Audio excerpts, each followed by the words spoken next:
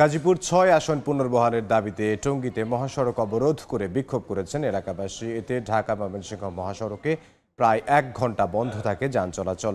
সকাল ৯:৩০টার দিকে college gate এলাকায় শ্রমিক দল নেতা সালাউদ্দিন সরকারের ডাকে কর্মসূচিতে যোগ দেন স্থানীয়রা। এই সময় মহাসড়ক অবরোধ করে রাখেন তারা। এতে সড়কের দুপাশে তীব্র যানজটের সৃষ্টি হয়। পরে পুলিশের আশ্বাসে স্থানীয়রা মহাসড়ক থেকে সরে গেলে স্বাভাবিক হয় যান চলাচল। আন্দোলনকারীরা বলেন, প্রায় ৬ লাখ ভোটারের এলাকা গাজীপুর ৬ আসন। সেই বিবেচনায় ৭ দিনের মধ্যে দাবি না মানলে কঠোর কর্মসূচির হুঁশিয়ারি দেন বক্তারা।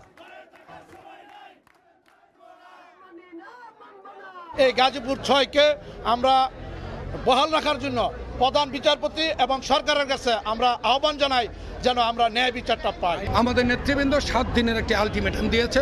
৭ দিন পরে আমাদের নতুন কর্মসূচি ঘোষণা হবে।